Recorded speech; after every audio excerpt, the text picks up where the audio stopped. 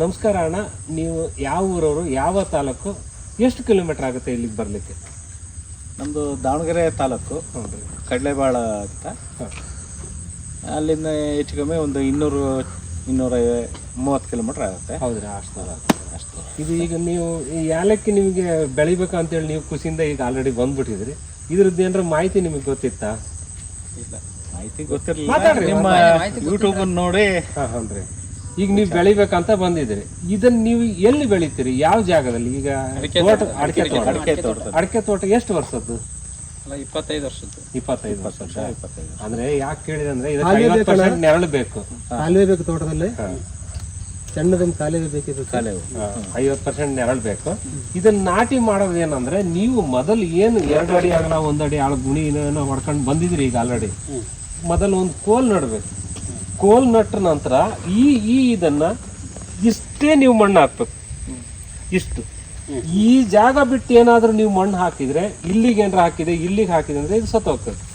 ಅಲ್ಲೊಂದು ಮುಗ್ಗು ಬರ್ತಾ ಇದೆಯಲ್ಲ, ಅದು ಮೇಲೇನೆ ಇರ್ಬೇಕು. ಇಲ್ಲಿ ಅದು ಕಾಣ್ತಿರ್ಬೇಕು ಭೂಮಿಗೆ. ಈ ನೋಡ್ರಿ, ಅದ ಈ ಲೆಕ್ಕಕ್ಕೆ ಮಣ್ಣು ಹಾಕ್ಬೇಕಂತ ತಿಳ್ಕೊಂಡ್ರಿ. ಹಾಕಿ ನಡೀತದೆ.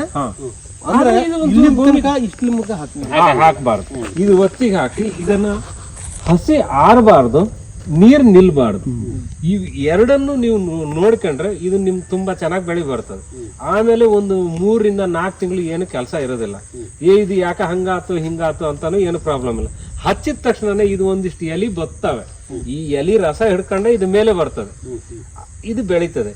ಮತ್ತೆ ಇದನ್ನ ನೀವು ನಾನು ಹಚ್ಚಿ 4 ದಿನಕ್ಕೆ ಗೊಬ್ಬರ ಹಾಕ್ತೇನೆ, ಹಾಗಾಗ್ತೇನೆ ಅಂತ ದಯವಿಟ್ಟು ಆ ಕೆಲಸ ಮಾಡಕ್ ಹೋಗ್ಬಾಡ್ರಿ. 60 ದಿನ ಬೇಕು. ಚೆನ್ನಾಗಿ ರೆಡಿ ಆಗ್ಲಿ. ರೆಡಿ ಆದ್ಮೇಲೆ ನೀವು 20 ದಿನಕ್ಕೆ ಬೆಳೆ ಬರೋದು. ಈಗ ನೀವು ಇಲ್ಲೆಲ್ಲ ಬಂದ್ರಿ, ಒಂದಿಷ್ಟು ಜನ ಸಣ್ಣ ಜಾಗ ನಾನು ಅಡ್ಡಾಡ್ಸಿದೆ.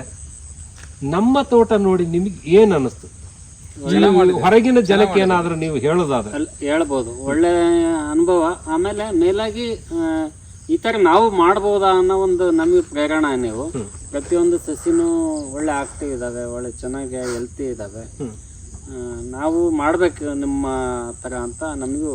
ಹೌದು, ಹಲವಾರು ಬೆಳೆಗಳನ್ನ ಬಳಕೊಂಡು ಸಮಗ್ರ ಕೃಷಿಯಲ್ಲಿ ಒಂದು ಬೆಳೆಯಲ್ಲಿ ಈಲ್ಡ್ ಕಮ್ಮಿ ಆದ್ರೂ ಇನ್ನೊಂದು ಬೆಳೆ ಕೈ ಹಿಡಿಯೋದು ರೈತರಿಗೆ ಕೈ ಹಿಡಿದು. ನಿಂಬೆ ಆಗ್ಲಿ, ಏಲಕ್ಕಿ ಆಗ್ಲಿ, ಅಡಿಕೆ, ಬಾಳೆ, ಈ ತರ ಹಲವು ತರ ರೈತರ ಪಾಪ ಒಂದೇ ಒಂದು. ಈಗ ಬಹಳಷ್ಟು ರೈತರಿಗೆ ಗೊತ್ತಿದೆ, ಬಹಳಷ್ಟು ರೈತರಿಗೆ ಗೊತ್ತಿಲ್ಲ. ಕೆಲವೊಬ್ಬರು ರೈತರಿಗೆ ಆಸಕ್ತಿ ಇದೆ, ಅವ್ರಿಗೆ ತಳಿ ಸಿಗಲ್ಲ. ತಳಿ ಸಿಕ್ಕರು ಈ ಬರೀ ಯಾಮಾರ್ಸಂತ ತಳಿ ಸಿಗ್ತಾವೆ, ಅಲ್ಲೇ ಅರ್ಧ ಮನುಷ್ಯ ಸುಸ್ತಾಗಿರ್ತಾವೆ.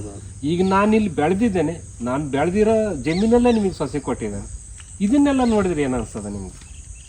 ಈಗ ನಿಮ್ಮೂರಿಗೆ ಬಂದು ಸಸಿ ಕೊಡೋದಕ್ಕೂ ಇಲ್ಲಿ ಬಂದು ನೀವು ನೋಡ್ಕೊಂಡು ತಗೊಂಡು ಹೋಗೋದಕ್ಕೂ ಸಂಪೂರ್ಣ ಮಾಹಿತಿ ಸಿಗುತ್ತೆ. ಆಮೇಲೆ ನೇರವಾಗಿ ತಗೊಳೋದ್ರಿಂದ ನಮಗೆ ನಿಂಬೆ ಗಿಡ ಇದು ಯಾವುದೇ ಡೂಪ್ಲಿಕೇಟ್ ಗೆ ಅವಕಾಶ ಇಲ್ಲದ ರೀತಿ ನಮಗೆ. ಯಾಕಂತ ಹೇಳಿದ್ರೆ ಯಾವಾಗ್ಲೂ ಇದು ಮಲ್ಲಿಕಾ ಮಾವು ಅಂತೇಳಿ, ಇದು ಒಂದು ಕುರಿ ತಿನ್ಲಂಗ್ ನೀವು ನೋಡ್ಕೊಂಡ್ರೆ 2 ವರ್ಷಕ್ಕೆ ಕಾಯಿ ಬಿಡುತ್ತೆ. ಹಣ್ಣು ಸರಿಯಾಗಿ ಕಾಯಿ ಬಲಿತು ಅಂತ ಹೇಳಿದ್ರೆ ಈ ಸಂಬಂಧಿಕರಿಗೂ ಕೂಡ ಮನಸ್ಸು ಬರೋದಿಲ್ಲ, ಅಷ್ಟು ಚೆನ್ನಾಗಿರ್ತದೆ. ನಮ್ಮಲ್ಲಿ ನಾವೆಲ್ಲ ಮಾವಿನ ಗಿಡದಲ್ಲೂ ಬೆಳೆದಿದ್ದೇವೆ. ನೀವು ಆ ಟೈಮಿಗೆ ಬಂದ್ರೆ ಖಂಡಿತ ನಿಮ್ಗೆ ಹಣ್ಣು ಸಹ ಸಿಗ್ತದೆ. ಖುಷಿಯಿಂದ ತಗೊಂಡು ಹೋಗಿ ಬೆಳ್ಕೊಡ್ರಿ. ಇದು ಬಾಲಾಜಿ ನಿಂಬೆ ಅಂತೇಳಿ, ನೀವು ಇಲ್ಲೇ ನಿಮಗೆ ಇದು ಹೂವು ಮಗ್ಗು ಎಲ್ಲ ಕಾಣ್ತಾ ಇದೆ. ನಮ್ಮಲ್ಲಿ ಹೊಸದಾಗಿ ಇದು ಲಾಂಚಿಂಗ್ ಆಗಿದೆ, ಹೊಸ ತಳಿನೂ ನಿಮಗೆ ಸಿಗುತ್ತೆ. ಹಚ್ಚಿ ಕೆಲವೊಂದು ಗಿಡಕ್ಕೆಲ್ಲ ಪ್ರೂನಿಂಗ್ ಕಸಿ ಅಂತೇಳಿ ಇದು ಹಚ್ಚಿ, ಈ ಬೀಜದ್ದಾದ್ರೆ 5 ವರ್ಷ ಕಾಯ್ಬೇಕು. ಈ ಗೂಟು ಕಸಿ ಅಂತ ಹೇಳಿದ್ರೆ 2 ವರ್ಷ ಕಾಯ್ಬೇಕು. ಇದು ನಿಮಗೆ ಜೊತೆಯಲ್ಲೇ ಇದು ರೆಡಿ ಆಗ್ತಿರ್ತದೆ. ಆ ತರ ಒಂದು ಹೊಸ ಟೆಕ್ನಾಲಜಿಗಳೆಲ್ಲ ಬಂದಿದ್ದಾವೆ. ಬೆಳೀರಿ ಅಣ್ಣ, ದೇವ್ರು ಒಳ್ಳೇದ್ ಮಾಡ್ಲಿ, ಎಲ್ಲರನ್ನೂ ಚೆನ್ನಾಗಿಟ್ಟಿರ್ಲಿ ಅಂತ ಹೇಳಿ ನಾನು ಮಾತು ಮುಗಿಸ್ತೇನೆ. ನಮಸ್ತೆ.